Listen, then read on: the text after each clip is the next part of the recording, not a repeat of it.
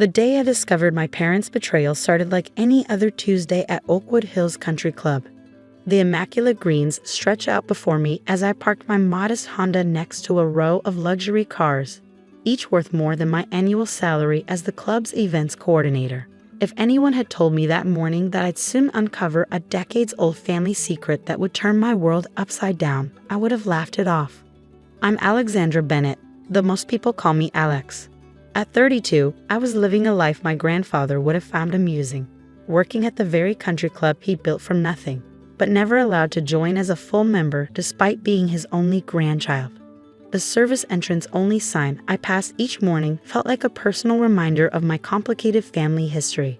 Grandpa Richard had been a self-made millionaire who turned 500 acres of rural Massachusetts into one of the most prestigious golf clubs on the East Coast.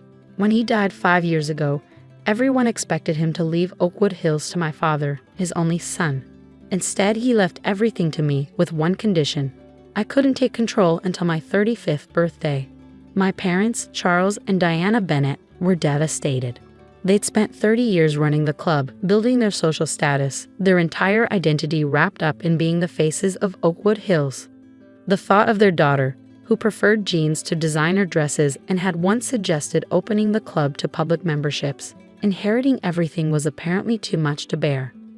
"You don't understand the responsibilities," Mom would say, sipping her perpetual glass of Chardonnay. "The traditions we uphold here, the standards we maintain." Dad was more direct. "Your grandfather was losing his mind at the end. He didn't know what he was doing. 3 months ago, they finally wore me down. With the club facing financial difficulties and membership declining, they convinced me to sign over my inheritance rights. It's for the best, darling," Mom insisted. "We have the experience to save the club. You'd only struggle with the burden." I believed them. That's what hurts the most looking back. I'd actually believed they had my best interests at heart. The truth began unraveling on that Tuesday morning when I arrived early to prepare for an upcoming charity gala. The club was quiet, the morning mist still clinging to the fairways. I loved these peaceful moments before the members arrived with their designer golf bags and carefully cultivated opinions about everything from wine vintages to proper putting technique. Martha, who'd been the club's housekeeper for over 40 years, caught me in the main hall. "Alex, dear, could you help me with something in the old storage room? I found some boxes that need sorting." The storage room was actually a small building behind the main clubhouse, filled with decades of club history. Martha led me to a back corner I'd never paid much attention to before. "Your grandfather asked me to wait," she said cryptically, moving aside some old golf bags. "Until the right time. I think that's now." Before I could ask what she meant, her arthritis-gnarled fingers pressed something behind a shelf, and a hidden door swung open with a soft click. "What in the world?" I whispered, staring into what appeared to be a small office, untouched for years. Dust covered everything, but I could see a desk, filing cabinets, and a wall safe. "Your grandfather's private office," Martha explained. "Not even your father knows about it. Richard made me promise to show you when you were ready, after what your parents did with that new contract." She trailed off, but I knew what she meant. The membership restructuring my parents had implemented after I signed over my inheritance rights had forced out several longtime members, including Martha's son, who'd grown up playing on these courses. "The combination is your birthday," Martha said softly. "He changed it the day you were born." My hands trembled as I dialed the numbers. Inside the safe, I found several folders, a leather-bound journal, and a letter addressed to me in my grandfather's distinctive handwriting. "My dearest Alexandra," it began. "If you're reading this, it means 2 things. I'm no longer here to protect you, and your parents have finally shown their true colors." I sank into the dusty desk chair, Martha's comforting presence behind me as I read on. The letter detailed years of manipulation and deceit. My parents hadn't just been running the club. They'd been systematically embezzling from it, hiding their theft through creative accounting and membership fee manipulation. "The financial troubles they're likely using to pressure you," Grandpa's letter continued. "They created them. Every penny they've stolen is documented in these files. I knew they tried to take control from you, which is why I left things as I did. The will they showed you, the one you base your signing decision on, it's not the real one." My vision blurred with tears as I read further. The hidden office contained proof of everything. decades of financial records, surveillance photos, private investigator reports. My grandfather had spent years building a case against his own son, protecting his legacy and my inheritance. But the most damning evidence was in a thin folder marked Original Will Final Version. With shaking hands, I opened it and felt my world tilt on its axis. The will I'd seen, the one that made me wait until 35 to take control, it was a fake. The real will, properly notarized and filed with a separate law firm, gave me immediate control upon his death. My parents had hidden this, forged documents, and manipulated me into signing away rights I should have had 5 years ago. "There's more," Martha said gently, pointing to a sticky note attached to another folder. "Look at the membership records from 1990.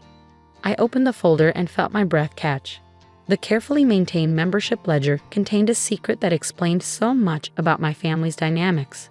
My father, the supposedly pure-blooded Bennett heir, wasn't Richard Bennett's biological son at all. My grandmother had had an affair with a club employee, and my grandfather had known all along. He loved your father anyway," Martha explained softly, "raised him as his own. But he never trusted him with the club's future. That's why everything was meant for you, his only blood relative." The implications hit me like a physical blow. Every snide comment about my unsuitability to run the club, every reference to carrying on the Bennett legacy, it had all been based on a lie. I spent the next hour going through the files, each revelation more shocking than the last. My parents hadn't just stolen my inheritance, they'd been systematically destroying the club I'd grown up loving, all while maintaining their perfect social facade. A text from my mother jolted me back to the present. Emergency board meeting at 3 p.m. Wear something appropriate for once. I looked at Martha, who'd been quietly organizing the files while I processed everything. "What do I do now?" She smiled, and for a moment I saw the steel beneath her gentle exterior. "Your grandfather left you everything you need to take back what's yours. The question is, are you ready to use it?" I thought about every dismissive comment, every manipulation, every time they made me feel small and unworthy. Then I thought about my grandfather, who'd spent years preparing for this moment, ensuring I would have the tools to fight back. "Yes," I said, straightening my spine. "I'm ready." The Oakwood Hills boardroom hadn't changed since I was a child sneaking peeks through its heavy oak doors. The same oversized portraits of past club presidents, including my grandfather, watched over the massive mahogany table where the club's elite made their decisions. But today, something was different. Today, I was different. I arrived 15 minutes early, dressed not in the appropriate cocktail dress my mother had texted about, but in a crisp business suit I'd bought for professional events. Martha had helped me load 3 boxes of documents into my car, each file carefully organized and tagged. "Alexandra," my mother's voice dripped disapproval as she entered. "What are you wearing? And what are these boxes?" "Just some old club records," I replied calmly, watching her perfectly manicured hands fidget with her pearls. Very enlightening reading. Dad strode in next, followed by the board members. Judge Harrison, Dr. Phillips, the Whitmore sisters, and other pillars of local society who'd been my parents' closest allies for decades. Last King Gerald Matthews, the club's accountant, looking nervous as he clutched his laptop. "Let's begin," Dad announced, taking his usual place at the head of the table. "As you know, membership has continued to decline despite our best efforts. Gerald has prepared a presentation on our financial situation." "Actually," I interrupted, standing up, "I have something to present first." My mother's wine glass froze halfway to her lips. "Alexandra, dear, this is a board meeting, not one of your little event planning sessions." "You're right," I agreed, moving to the front of the room. "This is about something much more important.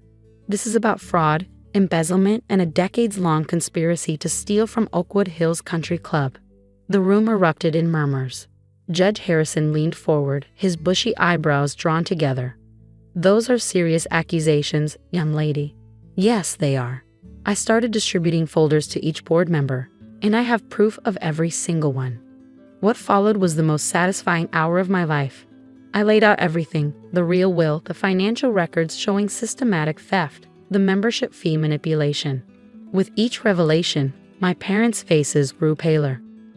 "This is absurd," Dad finally exploded, standing up so quickly his chair toppled backward. "I've run this club for 30 years. "You've stolen from this club for 30 years, I corrected, pulling out my grandfather's journal. And Grandpa knew. He documented everything." Richard was losing his mind at the end. Mom interjected quickly. "Everyone knows that." "Actually, Mrs. Bennet," Gerald Matthews spoke up, surprising everyone. "He wasn't. I helped him gather some of this evidence." My parents' heads whipped around to stare at their supposedly loyal accountant. Gerald squared his shoulders, looking relieved to finally speak up. "Richard Bennet approached me 7 years ago," he continued. "He showed me proof of the embezzlement and asked for my help documenting it. I've been keeping separate books ever since." "You betrayed us," Mom whispered. "No, Diana. You betrayed the club. And your daughter." Gerald turned to the board. "Everything Alexandra is saying is true. I have the digital records to prove it." Judge Harrison was already reading through the documents, his judicial expression growing stormier by the minute. "Charles, Diana, these allegations are extremely serious. The evidence suggests criminal behavior." "There's more," I said quietly, pulling out the final folder. "Dad, would you like to tell everyone about Arthur Collins, the groundskeeper from 1990? The color drained from my father's face. My mother grabbed his arm, suddenly unsteady. "No," I continued. "Then I will. Arthur Collins was my biological grandfather, the man whose family you denied membership to last month because they weren't Oakwood Hills material was actually your half-brother, Dad." The Whitmore sisters gasped in unison. Dr. Phillips dropped his reading glasses. "You see," I addressed the board, "my grandfather, Richard Bennet, knew that his wife had an affair with Arthur Collins. Knew that his son wasn't biologically his. But he loved him anyway, raised him, gave him every opportunity. And how was he repaid? With theft, lies, and the systematic destruction of everything he built. The club's reputation will be ruined. My mother tried one last time. Alexandra, think about what you're doing to the Bennet name." "I'm thinking about justice," I cut her off. "I'm thinking about the members you've driven away, the employees you've underpaid, the legacy you've tarnished, and I'm thinking about what Grandpa Richard would want me to do." I pulled out the final document, the real will properly notarized and certified. As the legal owner of Oakwood Hills Country Club, I moved to remove Charles and Diana Bennet from their positions, effective immediately. I also moved to begin a full forensic audit of club finances, with the intention of making restitution to all affected members. The vote was unanimous. The aftermath was both swift and far-reaching. My parents left the club that day and haven't returned since. Last I heard, they'd moved to Florida. Apparently that's where disgraced country club managers go to retire. The audit revealed over $12 million in misappropriated funds over 3 decades. Rather than press criminal charges, I offered them a deal: repay everything they'd stolen, sign over their personal assets, and never contest my ownership of the club. They agreed, probably realizing it was their only chance to avoid jail time. Oakwood Hills is different now. I reinstated the members who'd been forced out, including Martha's son. The Collins family, my newly discovered relatives, were offered lifetime memberships. The stuffy dress code was relaxed, and we started offering golf lessons to local school children. "Your grandfather would be proud," Martha told me last week, watching from the terrace as a group of kids learned putting basics on the practice green. This was always his vision, a place where people could come together, not be kept apart. The portrait wall in the boardroom has changed too. Alongside the stern faces of past presidents, there's now a photo of Arthur Collins, the groundskeeper who loved his job so much he stayed even after watching another man raise his son. Next to it hangs a picture of Grandpa Richard, and beside that is a new addition: my official portrait as club president, the first woman to hold the position. Sometimes, during quiet mornings when the dew still clings to the fairways, I sit in my grandfather's hidden office, my office now, and read his journal.